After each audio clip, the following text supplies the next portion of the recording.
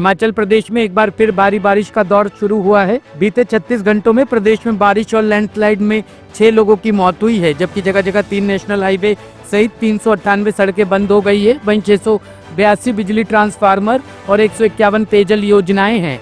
इससे पहले कल भारी बारिश के चलते सिलाई, कोटसाई और तुनाग में स्कूल और शैक्षणिक संस्थान बंद पड़े थे। उधर आज 4 जिलों में ऑरेंज और 8 जिलों के लिए येलो अलर्ट जारी किया गया है। मौसम विज्ञान केंद्र शिमला ने बताया कि ऊना, हमीरपुर, सोलन और बिलासपुर में ऑरेंज अलर्ट रहेगा।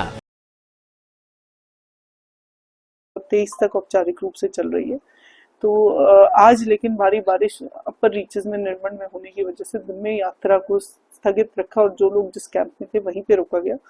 जैसे कि आपको पता है पिछले दिनों एक इंडिविजुअल की डेथ हो गई थी, जिनको रेस्क्यू तो कर लिया गया था, लेकिन उनकी सेहत खराब होने से नीचे जाँव पे आने के बाद उनकी डेथ हो गई। उसके सिवाय आज एक इंडिविजुअल जो स्लिप हो गया वो रिपोर्टेड है, पर उनको रेस्क्यू करके नीचे लाया जा रहा है। He is reported to be stable. कल शाम तक जो हमारे टोटल लोग ऊपर की तरफ निकले थे वो 6900 के करीब थे। जी, जैसे मैंने बताया येलो अलर्ट है हमारे डिस्ट्रिक्ट में, और अभी मूवमेंट आज हमने बंद करी हुई है, रिस्ट्रिक्ट की हुई है, लेकिन अभी मौसम को देखते हुए इसको जायजा लिया जाएगा और डिसीजन लिया जाएगा। पूर्वी दिल्ली के गाजीपुर इलाके में बीती देर रात एक साहसिक मुठभेड़ के बाद दिल्ली पुलिस ने उस कुख्यात अपराधी को गिरफ्तार कर लिया, जिसने हाल ही में एक पुलिसकर्मी पर जानलेवा हमला किया था। ये कार्रवाई पूर्वी जिला पुलिस की एंटी नारकोटिक स्क्वाड द्वारा गाजीपुर पेपर मार्केट क्षेत्र में अंजाम दी गई। पुलिस के अनुसार सोमवार रात करीब 12 बजे सूचना मिली कि वांछित अपराधी गाजीपुर पेपर मार्केट में किसी से मिलने वाला है। यह वही अपराधी था जिसने कुछ दिन पहले पड़पड़गंज इंडस्ट्रियल एरिया थाने में तैनात एक पुलिसकर्मी पर हमला किया था। हमारी एक ERV है जिसमें 2 हमारे स्टाफ उसमें डिप्लॉयड थे, ASI मोहम्मद कासिम और कांस्टेबल कृष्णपाल। ये अपनी रूटीन की जो नॉर्मल पेट्रोलिंग ड्यूटी है शाम के 8 से लेकर सुबह के 8 बजे के बीच में, ये मधु विहार सब डिवीजन में इनकी पेट्रोलिंग की ड्यूटी थी, जिसमें इन्होंने 5-साढ़े 5 बजे के आसपास 3 संदिग्ध व्यक्तियों को, एक TVS अपाचे बाइक है जो रॉन्ग साइड से आई थी, उनको इन्होंने स्पॉट किया।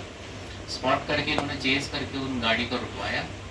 गाड़ी को रुकवाने के बाद इन तीनों का जो जवाब था वो बहुत ही संदिग्ध था, सेटिस्फाइंग नहीं था। इनको इन्होंने एप्रीहेंड किया और जब इन्होंने इनको गाड़ी में बिठाया तो इसमें से एक जो अक्यूज है उसने वहीं ERV की गाड़ी से डंडा लेके उसने जो हमारा कांस्टेबल कृष्णपाल है उसको मल्टीपल हिट किया, जिसको ग्रीवियस हेड इंजरी आई है।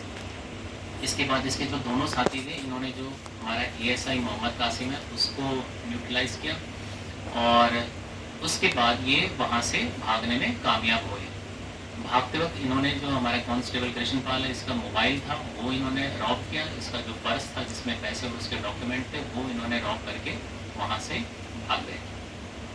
मौके की गंभीरता को देखते हुए जैसा कि आप जानते हैं कि ऑन ड्यूटी पुलिस पर्सनल के ऊपर इन्होंने हमला किया और ऐसी सिचुएशन में जो है हमारा पूरा तंत्र जो है इसको रिस्पॉन्ड किया। मैसेज बिल्कुल क्लियर था कि अगर हमारे पुलिस पर्सनल ऑन ड्यूटी पर अगर असॉल्ट करेंगे तो बख्शा नहीं जाएगा। We will respond and will respond very hard. इसके तहत हमारी मल्टीपल टीम्स इमीडिएटली हमने इनमें फॉर्म करी, जिसमें SHO PI हैं सत्य प्रकाश, इनकी थाने की team, crack team, inspector special staff Jitendra, inspector ANS Arun, ACP मधु विहार, ACP ऑप्स हमारे पवन, एडिशनल DCP 1 और साथ ही साथ हमारे तमाम थाने की क्रैक टीम हमने फॉर्म करके इस केस को आगे सॉल्व करना शुरू किया। इनिशियली इसमें हमें ऑलमोस्ट ये ब्लाइंड केस लग रहा था। जो बाइक थी जो ये मौके पे छोड़ के गए, जब उसके बारे में पता किया तो पता चला ये गाजियाबाद रेलवे स्टेशन से की पार्किंग से गाड़ी चोरी है। जब इसके ओनर को पता किया तो उसने 8 जुलाई को इसकी जो चोरी की रिपोर्ट है वो गाजियाबाद थाने रेलवे स्टेशन थाने में दर्ज करा रखी थी। जब हमने इसमें फुटेजेस को खंगालना शुरू किया तो हमारे पास बहुत ही लिमिटेड क्लूज आ रहे थे, बहुत ही डिस्टॉर्टेड डिस्टेंट फुटेजेस आ रही थी, जिसमें सिर्फ ये पता लग रहा था कि बंदा भाग रहा है। उसके अलावा हम इसमें कोई भी ट्रेल जो है बनाने में काफ़ी दिक्कत आ रही थी। इसी के तहत हमने जो प्रोफेशनल हमारे पास पोर्ट्रेट मेकर हैं क्राइम ब्रांच में भी है और अदरवाइज हमने उनको हायर किया।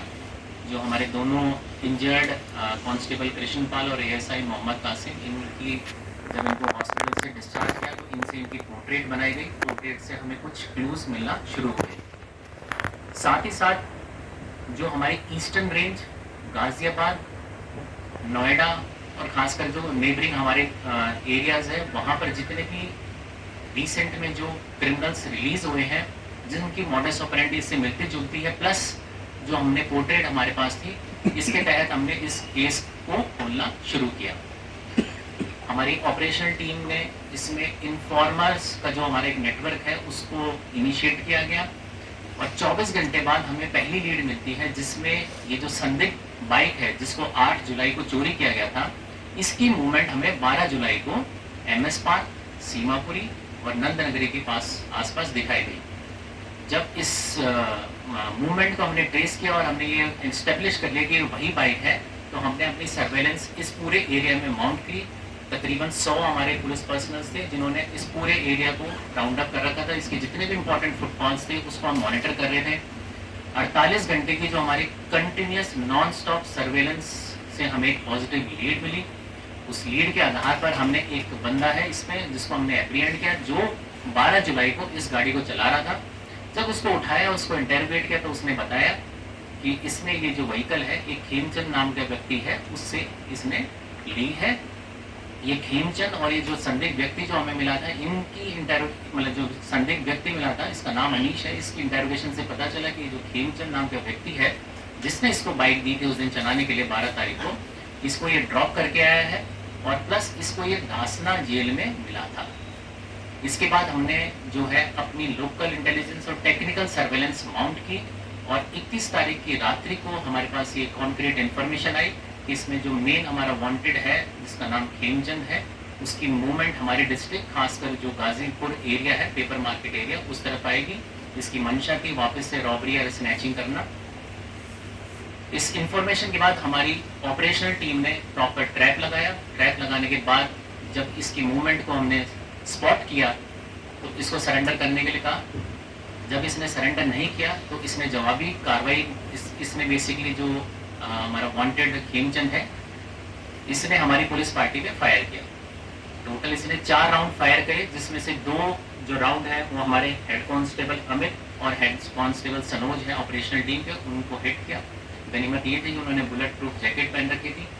जवाबी कार्रवाई में और सेल्फ डिफेंस में हमारे ये दोनों जाबाज कांस्टेबल अमित और सनोज ने इस जो वांटेड क्रिमिनल है खेमचंद, इसके ऊपर शूट किया। 2 राउंड फायर किए जिसमें से 1 राउंड इसके राइट लेग पे लगा। इमीडिएटली हमारी टीम ने इसके बाद इसको धर दबोचा और इसको फर्दर ट्रीटमेंट के लिए LBS हॉस्पिटल में हम इसको लेके गए। उत्तर पूर्वी दिल्ली के वेलकम इलाके में बीती रात एक दिल दहला देने वाली घटना सामने आई, जिसमें 35 वर्षीय ई-रिक्शा संचालक मुस्तकीम की चाकू से बेरहमी से हत्या कर दी गई। ये सनसनीखेज वारदात वेलकम थाना क्षेत्र की जनता मजदूर कॉलोनी के पास हुई, जहां मृतक रोज की तरह अपने स्टाफ से किराया लेने के लिए पार्किंग पहुंचे थे। जानकारी के अनुसार जब मुस्तकीम रात करीब 10:30 बजे पार्किंग पहुंचे तो वहां कुछ युवक शराब और नशे में धुत होकर हुड़दंग मचा रहे थे। मुस्तकीम ने जब इसका विरोध किया तो उन्हें वहां से हटने के लिए कहा, तो बात बढ़ गई। कहा सुनने के बाद युवकों ने अचानक चाकू निकालकर मुस्तकीम पर ताबड़तोड़ हमला कर दिया। परिवार और आसपास के लोगों ने घायल मुस्तकीम को तुरंत शास्त्री पार्क स्थित जब प्रवेश चंद्र अस्पताल पहुंचाया, जहां डॉक्टरों ने उन्हें मृत घोषित कर दिया। मेरा नाम रईस अहमद है। रईस भाई, मुस्तकीम थे आपके भाई, उनके साथ क्या मामला हुआ बता रहे हैं? उनको चोट वोट लगी है गहरी? 5-6 गाड़ियाँ उसकी ई-रिक्शा वगैरह चलती थी, तो पार्किंग में गाड़ी खड़ी करने अक्सर जाता करता था और किराया लिया करता था वहाँ से। तो आज भी वही हुआ, कुछ एक लड़का आया उसको बुलाने घर पे से, वो लड़का बुला के ले गया, वहाँ जाकर किराया लेने की कोशिश की।